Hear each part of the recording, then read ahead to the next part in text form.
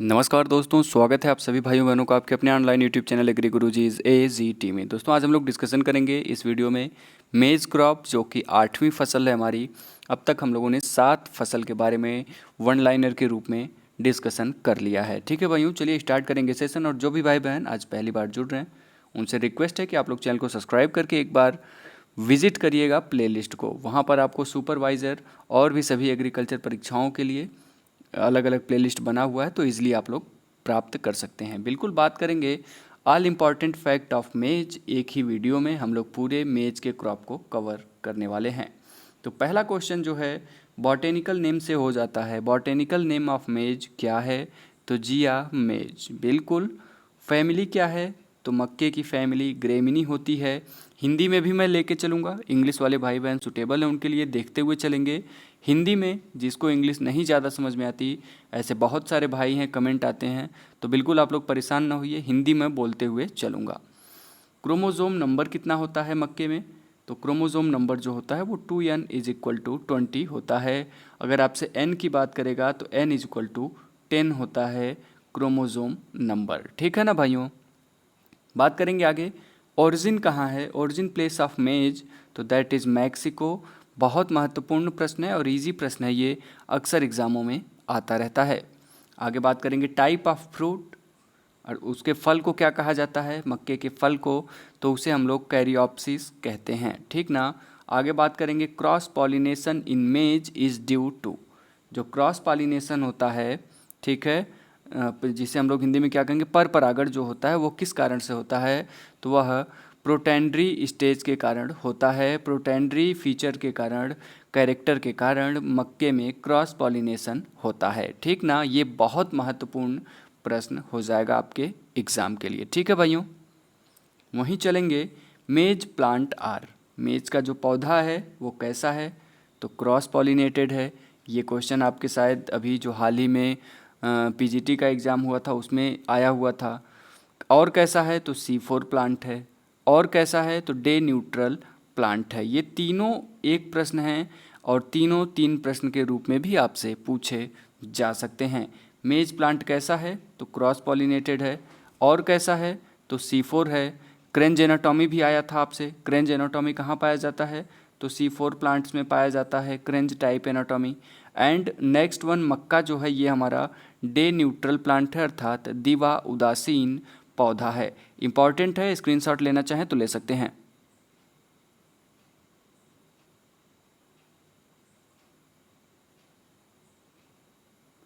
ठीक है भाइयों, चलेंगे आगे हम लोग और बात करेंगे मेज नोन एज। मेज को किस नाम से जाना जाता है? बहुत महत्वपूर्ण है ये भी। तो क्वीन ऑफ सीरियल भी कहते हैं इसे। बैकबोन ऑफ अमेरिका के नाम से भी जाना जाता है। तो यह प्रश्न भी आपके लिए इम्पॉर्टेंट रहेगा। क्वीन ऑफ सीरियल कौन है? तो मेज को कहते हैं। बैकबोन ऑफ अमेरिका किसे कहते हैं? तो मेज को कहा जाता है। आगे बात करेंगे what is the name of मेज प्रोटीन। मेज की जो प्रोटीन होती है उसका क्या नाम है? तो उसे हम लोग जीन प्रोटीन कहते हैं। कितना पाया जाता है?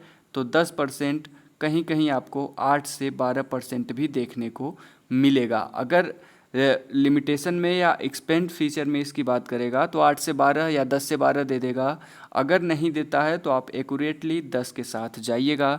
जीन 10% पाया जाता है मेज क्रॉप में। ठीक ना भाइयों। आगे बात करेंगे मेज प्रोटीन, जिसे जीन कहा जाता है, डिफिशिएंट इन। तो जो मेज प्रोटीन जीन होती है यह किस तत्व के लिए डिफिशिएंट होती है, अर्थात तो इसमें नहीं पाया जाता है? तो tryptophan and lysine. And it is very important question. Maize protein deficient in tryptophan and lysine. ठीक ना भाइयों। चलेंगे आगे हम लोग। प्रोटीन कंटेंट इन मेज। मेज में कितनी प्रोटीन होती है मैंने ऊपर आपको बताया भी था, जीन 10%। आगे बात करेंगे maize male inflorescence is known as.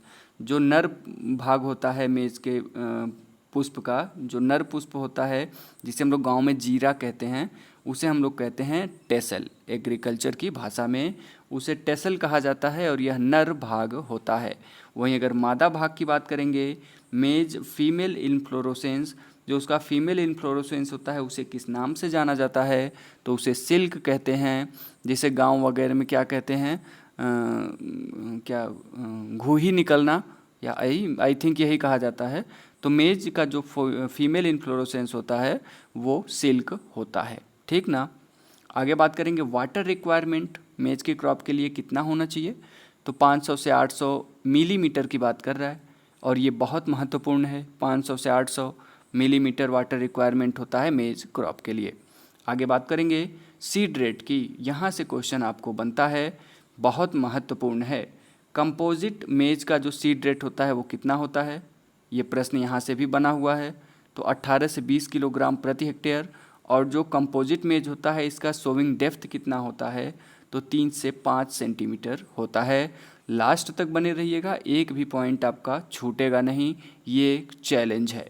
जो कंपोजिट मेज है इसकी सीड रेट 18 से 20 किलोग्राम प्रति हेक्टेयर, डेप्थ जो है यह 3 से 5 सेंटीमीटर होती है। और ये आपके अभी एग्रीकल्चर पीजीटी में हाल ही में पूछा हुआ प्रश्न है। इसलिए हाइब्रिड मेज की बात कर लें तो हाइब्रिड मेज का जो सीड रेट होता है वो 20 से 25 किलोग्राम प्रति हेक्टेयर होता है। और ये दोनों इंपॉर्टेंट हैं, स्क्रीनशॉट बनाइए फटाफट।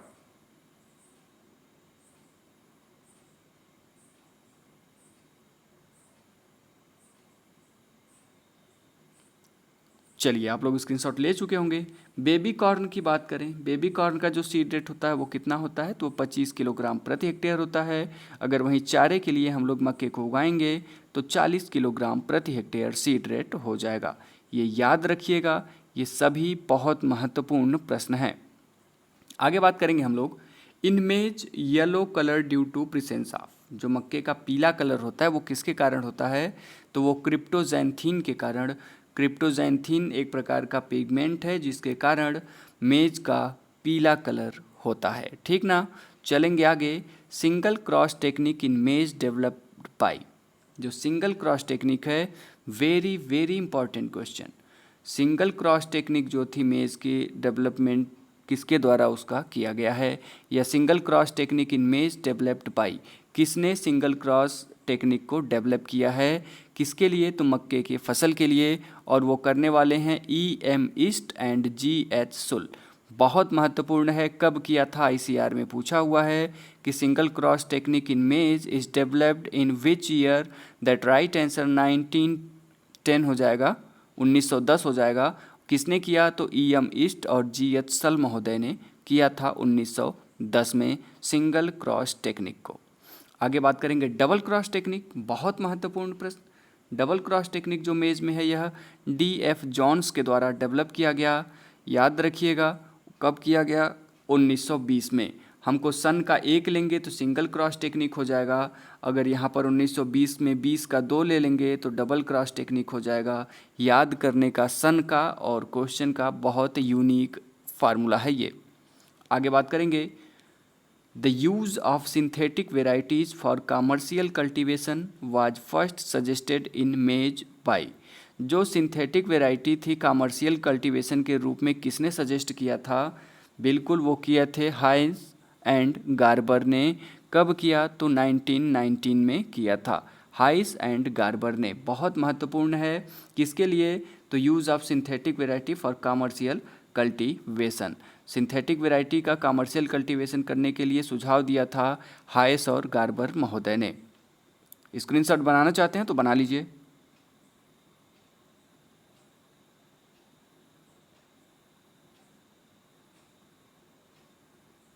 ठीक है भाइयों, चलेंगे आगे। क्वालिटी प्रोटीन मेज developed by, very very important question for मेज क्रॉप। क्वालिटी प्रोटीन मेज किसने डेवलप किया था, तो डॉक्टर सुरिंदर के वसल। ठीक है, डॉक्टर सुरिंदर के वसल के द्वारा क्वालिटी प्रोटीन मेज डेवलप किया गया था। याद रखिएगा भाइयों। Which Indian scientist shared world food prize for miracle maize. ठीक है, कौन सा भारतीय वैज्ञानिक था जिन्होंने शेयर किया था वर्ल्ड फूड प्राइज़ किसके लिए, मिरेकल मेज के लिए, तो वो थे डॉक्टर सुरिंदर के वसल। और इन्हें कब मिला वर्ल्ड फूड प्राइज़ मिरेकल मेज के लिए, तो 2000 में। बहुत महत्वपूर्ण प्रश्न है।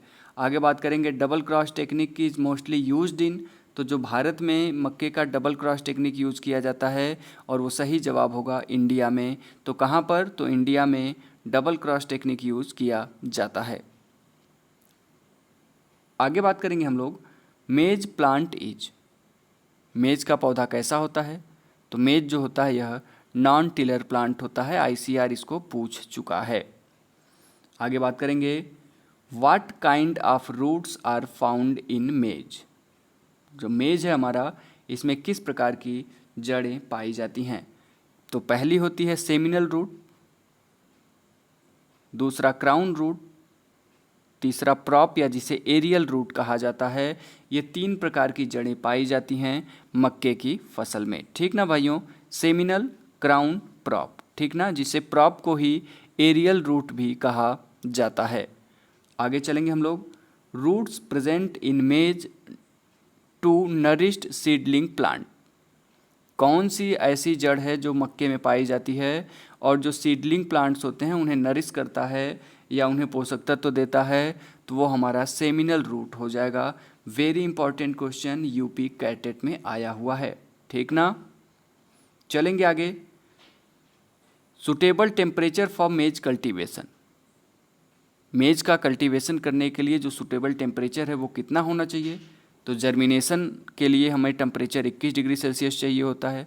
अगर वहीं बात कर लेगा ग्रोथ के लिए या वृद्धि के लिए, तो 32 डिग्री सेल्सियस टेम्परेचर वृद्धि के लिए बहुत महत्वपूर्ण होता है। आगे बात करेंगे, मैक्सिमम फॉर ग्रोथ, जो ग्रोथ होती है वो कितने टेम्परेचर पर मैक्सिमम होती है या सबसे ज़्यादा होती है? तो 30 डिग्री सेल्सियस पर सबसे उत्तम ग्रोथ होता है, सबसे अच्छी वृद्धि होती है मक्के के पौधे की, ठीक ना भाइयों।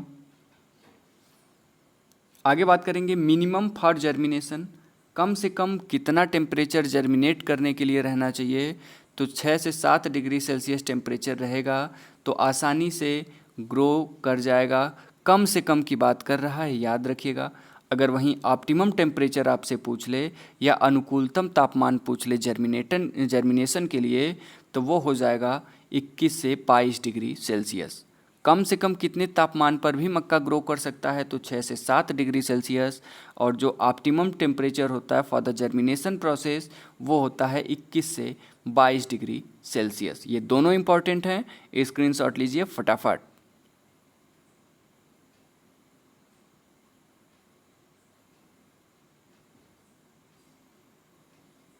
ठीक है भाइयों, चलेंगे आगे हम लोग, क्रिटिकल स्टेज फॉर इरिगेशन इन मेज, मक्के में सिंचाई के लिए क्रांतिक अवस्था कौन सी होती है? तो टेसल एंड सिल्किंग।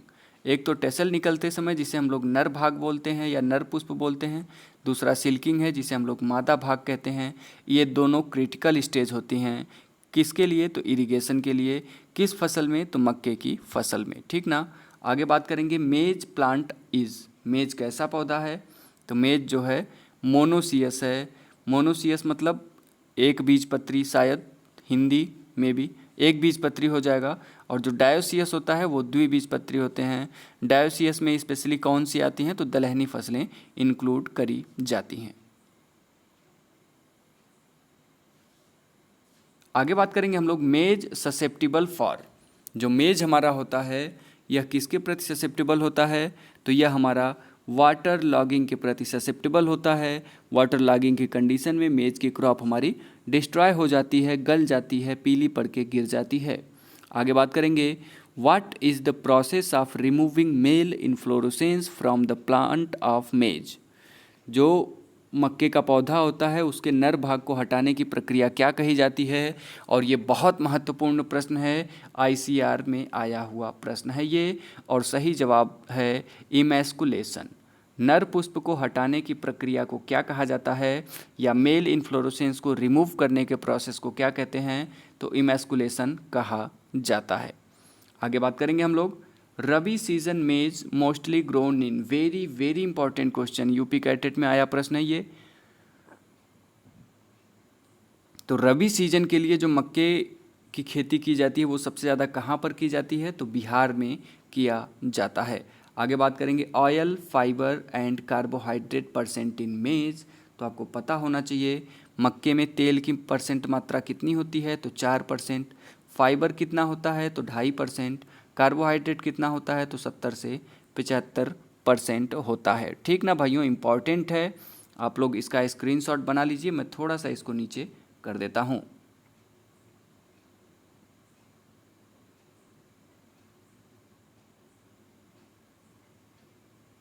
ठीक है भाइयों, चलेंगे आगे, बिल्कुल बिंदास पढ़ाई करते रहिए, देखते रहिए। Major weed of maize field, जो मुख्य खरपतवार हैं वो कौन से हैं तो सामा, साइनोडोन, सेटेरिया, ग्लाउका, ये तीनों जो हैं ये मेजर वीड हैं किसके तो मेज क्रॉप के लिए। ठीक है, कौन सा, सामा, साइनोडोन, सेटेरिया, ग्लाउका। ठीक ना भाइयों, याद रखिएगा, बहुत महत्वपूर्ण प्रश्न है ये। आगे बात करेंगे, कॉमनली हर्बिसाइड यूज इन मेज फील्ड, बहुत महत्वपूर्ण प्रश्न है। मक्के की फसल में कौन सा खरपतवारनाशी यूज किया जाता है सामान्य रूप से तो वो है हमारा सिमेजीन। आगे चलेंगे, हर्बिसाइड सुटेबल फॉर मेज इन ड्राउट कंडीशन, सूखे की स्थिति के लिए कौन सा हर्बिसाइड यूज किया जाता है मक्के में तो वो होता है एट्राजीन। ठीक है, सामान्य रूप से सिमेजीन और ड्राउट स्टेज के लिए या सूखा के कंडीशन में एट्राजीन का इस्तेमाल किया जाता है। आगे चलेंगे, first all India coordinate research project 1957 new Delhi started on which crop. आपसे 2 क्वेश्चन बनेगा, मैं बता रहा हूँ। पहला है all India coordinate research project on मेज क्रॉप कहाँ पर है तो दिल्ली में है। कब शुरू किया गया 1957 में। किस फसल के लिए तो मक्के की फसल के लिए। तो यहाँ से ये इतने 3 क्वेश्चन आपसे बनेंगे एग्जाम में। ठीक है भाइयों, चलेंगे आगे, क्लासिफिकेशन ऑफ मेज on the basis of endosperm character which scientist classified into 7 group. तो किसने किया था इंडोस्पर्म के कैरेक्टर के आधार पर मेज का क्लासिफिकेशन, तो वो करने वाले साइंटिस्ट थे कौन, सर्टिवेंट। कौन थे, सर्टिवेंट, सुर्टिवेंट, जो भी आप प्रोनाउंसिएट कर पाते हो। वैसे इनका जो शुद्ध नाम था वो था सर्टिवेंट। ठीक है ना, सर्टिवेंट कब किए थे तो 1899 में किए थे। ठीक ना, आगे चलेंगे, स्वीट कॉर्न वेराइटी इज, बहुत बहुत महत्वपूर्ण प्रश्न है ये। स्वीट कॉर्न की वेराइटी कौन सी है तो Madhuri is a variety of sweet corn. ठीक है भाइयों, चलेंगे आगे हम लोग, maize crop grown in which season. मैंने कई बार आपको बताया है ये कि जो मक्के की फसल होती है ये रबी, खरीफ और जायद तीनों सीजन में उगाई जाने वाली फसल है। आगे है बहुत महत्वपूर्ण प्रश्न, मक्के की फसल के लिए fertiliser dose required NPK, nitrogen phosphorus potash का रेशियो कितना होगा तो 120, 60 और 40 होगा। 120 kilogram nitrogen, 60 kilogram phosphorus, 40 kilogram potash प्रति हेक्टेयर के लिए। और अगर आपसे पूछ ले तो इन सभी में 0 है तो इस 0 को हम लोग कट कर देंगे। आपसे प्रश्न ऐसे भी पूछ सकता है तो ऑप्शन 12 संबंधित 6 संबंधित 4 हमारा सही हो जाएगा। 12:6:4। ठीक ना, आगे बात करेंगे, कॉर्न गुड सोर्स ऑफ, जो कॉर्न होता है यह किसका अच्छा स्रोत होता है तो यह विटामिन ए जिसे रेटिनॉल कहते हैं और विटामिन ई बिल्कुल जिसे क्या कहा जाता है तो टोकोफेरॉल कहा जाता है। और यह मेल स्टेरिलिटी के लिए रिस्पॉन्सिबल होता है और यह रतौंधी के लिए रिस्पॉन्सिबल होता है। और ये दोनों बहुतायत मात्रा में पाए जाते हैं कॉर्न में। ठीक ना, आगे चलेंगे, उम्मीद करते हैं कि आपको समझ में आ रहा होगा। समझ में आ रहा है तो तुरंत एक बार लाइक ज़रूर किया करिए जिससे मुझे पता चले कि आप लोग के लिए यूज़फुल है या नहीं है। ठीक ना, टेस्ट वेट कितना होता है मक्के का तो टेस्ट वेट होता है वो 280 ग्राम होता है। अगर बात करें विच जीन आर फाउंड इन मेज, मेज में कौन सी जीन पाई जाती है तो OPEC2 और जो फ्लोरी2, ये 2 मुख्य जीन हैं जो किस में पाई जाती हैं मक्के में पाई जाती हैं। और उम्मीद करेंगे और चाहूँगा मैं कि आप लोग इसका स्क्रीनशॉट बनाइए फटाफट।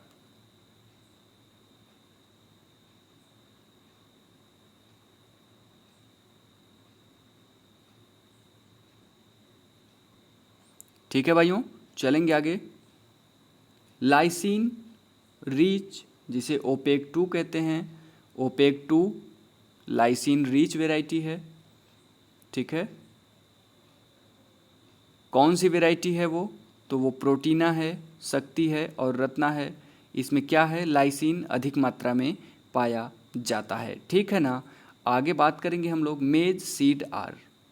अभी हमने ऊपर बात किया ही कि मोनो काट है, मोनोकाट का मतलब वन सीडेड फ्रूट है। आगे बात करेंगे which average is applied to find the average height of the maize plant. कौन सा औसत जो है वह अप्लाई किया जाता है मक्के के पौधे की ऊंचाई को ज्ञात करने के लिए, तो बिल्कुल अरिथमेटिक एवरेज ज्ञात किया जाता है। बहुत महत्वपूर्ण प्रश्न है। क्यों महत्वपूर्ण हो जाता है, तो यह आपका मेजरमेंट और डाटा एनालिसिस से संबंधित है और क्रॉप से संबंधित है। इन दोनों से संबंधित होने के कारण ये मोस्ट प्रोबेबल क्वेश्चन रहेगा। आगे बात करेंगे जिया मेज इंडुराटा, जो भारत में कल्टीवेट की जाती है, यह कौन सी है, तो यह फ्लिंट कॉर्न है। कौन सा, जिया मेज इंडुराटा। कैसा है, तो फ्लिंट कॉर्न है। आगे बात करेंगे जिया मेज आइडेंटाटा, यह USA United state of America में कल्टीवेट की जाती है और वो कौन सा है, तो डेंट कॉर्न है। आपसे पूछ लेगा कि अमेरिका में किस मक्के की खेती की जाती है, तो डेंट कॉर्न की खेती की जाती है। आगे चलेंगे जिया मेज सैकेराटा, जिसे हम लोग कहते हैं स्वीटर दैन अदर्स, जो सबसे अधिक मीठी वैरायटी है। जिया मेज सैकेराटा यह किस प्रकार के कॉर्न की है, तो यह स्वीट कॉर्न की है, ठीक ना। आगे चलेंगे हम लोग जिया मेज अमाइलेसी सुटेबल फॉर फ्लोर मेकिंग, आटा बनाने के लिए यह मज़ेदार वैरायटी है और यह कौन सा है, तो सॉफ्ट कॉर्न होता है, ठीक ना।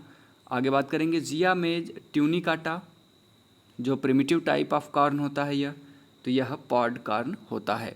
आगे बात करेंगे जिया मेज सिरेटिना, जिसमें स्टार्च होता है, सिमिलियर होता है किसके, टैपियोका के समान या टैपियोका के बराबर स्टार्च पाया जाता है। वह मक्के की वैरायटी कौन सी है, तो जिया मेज सिरेटिना है, जिसे क्या कहा जाता है, तो वैक्सी कॉर्न कहा जाता है, ठीक है भाइयों। ये सभी इंपॉर्टेंट प्रश्न हैं और बिल्कुल चलेंगे हम लोग आगे।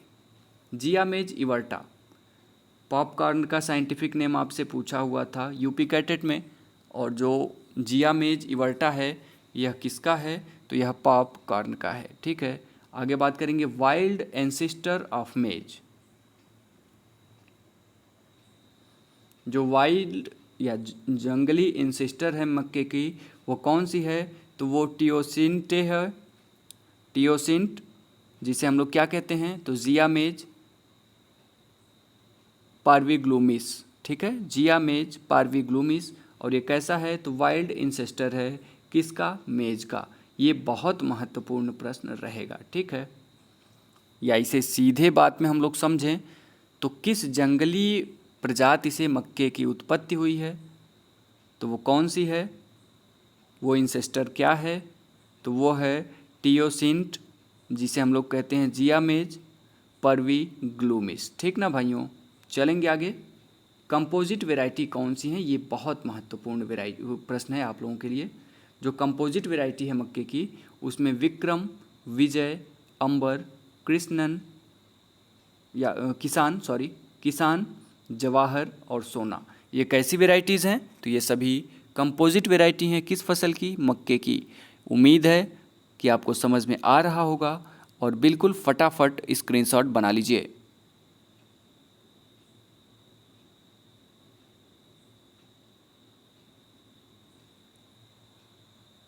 ठीक है भाइयों, चलेंगे आगे हम लोग और बात करेंगे अगले महत्वपूर्ण प्रश्न के बारे में।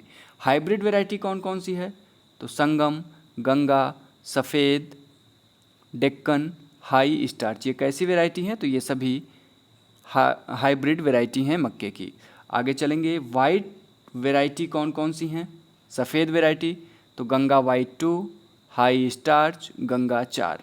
और पहली हाइब्रिड वैरायटी कौन सी थी, आपसे पूछा हुआ प्रश्न था, तो गंगा 1 जो था ये पहला हाइब्रिड वैरायटी था मक्के का।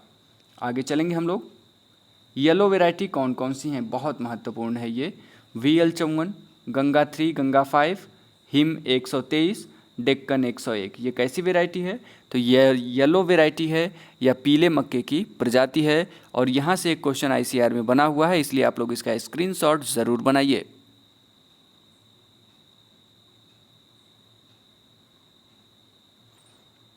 ठीक है भाइयों, चलेंगे आगे। टॉप क्रॉस वैरायटी कौन सी है? तो गंगा 2 और हाई स्टार्च, ये दोनों टॉप क्रॉस वैरायटी हैं। आगे बात करेंगे मेजर डिजीज़ कौन कौन सा है? तो चारकोल रॉट और सीड रॉट, ये दोनों लगते हैं किस में? मेज क्रॉप में, इंपॉर्टेंट रहेगा। मेजर इंसेक्ट कौन से हैं? मुख्य कीट कौन से हैं? तो stem borer, aphid, suit fly, pink borer, ये सभी जो हैं ये मुख्य इंसेक्ट हैं मक्के के फसल के। आगे चलेंगे। A person wholly depend on maize lead to a disease called age. कोई मनुष्य यदि पूर्ण रूप से मक्के के भोजन पर आश्रित हो जाएगा तो वह किससे ग्रसित हो जाएगा? तो वह पेलाग्रा नामक डिजीज से ग्रसित हो जाएगा। क्यों? क्योंकि ट्रिप्टोफेन और लाइसिन जो है वो बिल्कुल इम्पॉर्टेंट फैक्ट है, ठीक ना। लगातार आप अगर मक्के को कंज्यूम करोगे तो पेलाग्रा डिजीज होने का चांस बढ़ जाता है। आगे बात करेंगे। क्यों? क्योंकि जो जीन है यह ट्रिप्टोफेन और लाइसिन जो है इसमें बिल्कुल न के बराबर पाया जाता है, ठीक ना। डिफिशियंट होता है ट्रिप्टोफेन और लाइसिन, इसलिए पेलाग्रा डिजीज हो जाता है। आगे बात करेंगे। White bud caused by deficiency of. मक्के का जो वाइट बड होता है यह किसकी कमी के कारण होता है? तो जिंक की कमी के कारण होता है। आगे बात करेंगे। Which crop has maximum productivity among the serial. Serial फसलों में सबसे ज़्यादा प्रोडक्टिविटी किस फसल की होती है? तो वो फसल हमारी है मक्का, ठीक ना। मैं थोड़ा सा नीचे कर रहा हूँ भाइयों, ये इंपॉर्टेंट प्रश्न है इसलिए इसका आप लोग स्क्रीनशॉट ज़रूर बनाइए।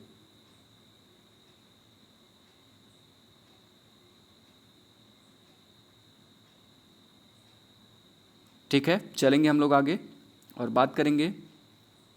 Red and purple colour of maize leaves is due to the deficiency of.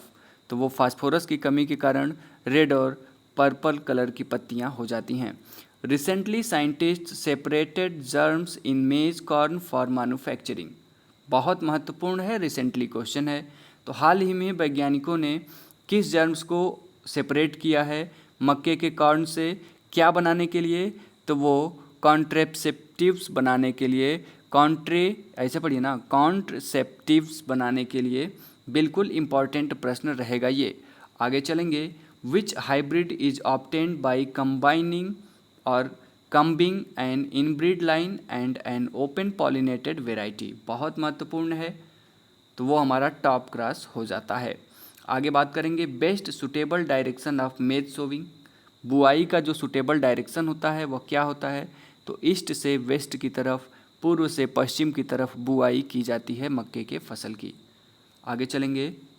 How much moisture percent at harvest in sweet corn. बिल्कुल राइट होगा, 70%। कितना मॉइस्चर परसेंट होना चाहिए स्वीट कॉर्न को हार्वेस्ट करते समय? तो 70%। आगे बात करेंगे। How much moisture percent in kernel should be at harvesting.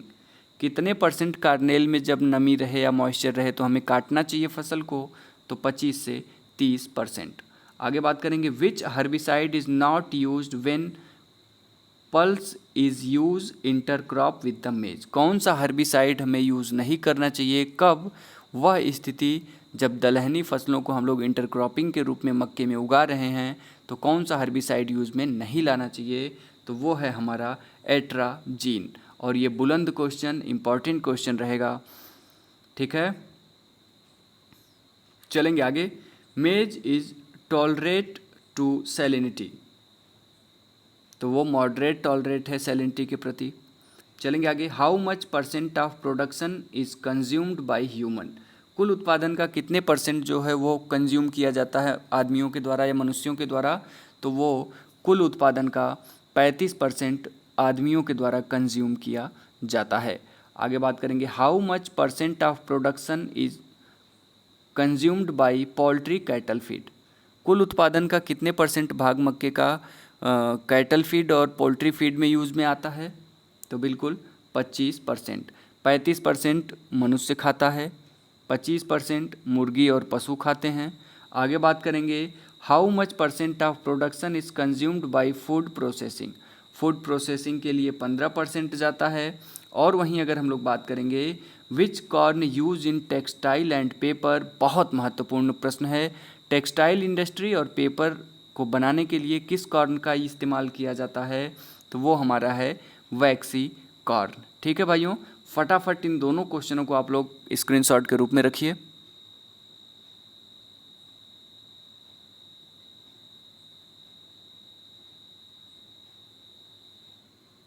चलिए दोस्तों चलेंगे आगे। How much temperature used for grain burst in popcorn, बिल्कुल 170 डिग्री सेल्सियस टेम्परेचर चाहिए होता है ग्रेन को ब्रस्ट करने के लिए पॉपकॉर्न में। पॉपकॉर्न जो बनता है ना वो मक्के का बनता है, जिसको नहीं पता है जान लीजिए, जिसे 10 रुपये में एक पैकेट बड़ा चाव से खाते हैं ना। ठीक है भाइयों, चलेंगे आगे। Which corn has soft starch kernel, बहुत महत्वपूर्ण प्रश्न है ये। तो जो फ्लोर कॉर्न होता है इसका सॉफ्ट स्टार्च कार्नेल होता है। ठीक है, आगे चलेंगे। Sweet corn has sugar content, जो स्वीट कॉर्न होता है इसमें शुगर कंटेंट कितना होता है, तो कुल ड्राई मैटर का 20% शुगर पाया जाता है किसमें, स्वीट कॉर्न में।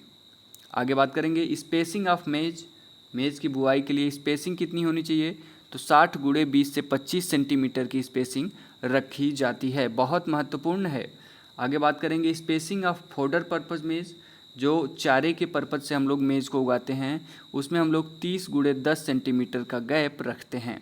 सीड रेट कितना है फॉडर पर्पज़ के लिए, तो 40 से 50 किलोग्राम प्रति हेक्टेयर अगर चारे के लिए कर रहे हैं। वहीं बात करें यील्ड ऑफ कंपोजिट वेराइटी, बहुत महत्वपूर्ण प्रश्न, कंपोजिट वेराइटी का उपज कितना है, तो 40 से 45 क्विंटल। और हाइब्रिड वेराइटी का उपज कितना है, तो 50 से 60 क्विंटल प्रति हेक्टेयर है। आगे बात करें मेज प्लांट पॉपुलेशन पर हेक्टेयर इन खरीफ, खरीफ में मक्के के पौधे का पॉपुलेशन कितना होता है, बहुत महत्वपूर्ण है। और ICR UP कैटेट दोनों में आया हुआ है, तो 65,000 से 70,000 प्लांट प्रति हेक्टेयर आते हैं किस सीज़न में, तो खरीफ सीजन में। अगर वहीं रबी सीजन की बात करेगा तो मेज प्लांट पॉपुलेशन पर हेक्टेयर इन रबी, तो रबी के सीजन में 90,000 प्लांट प्रति हेक्टेयर होते हैं। याद रखिएगा खरीफ में कितने, 65 से 70,000 प्लांट प्रति हेक्टेयर, अर्थात 1 हेक्टेयर में 65,000 से 70,000 पौधे रहेंगे। और खरीफ में रबी में कितने रहेंगे, तो 90,000 प्लांट प्रति हेक्टेयर रहेंगे।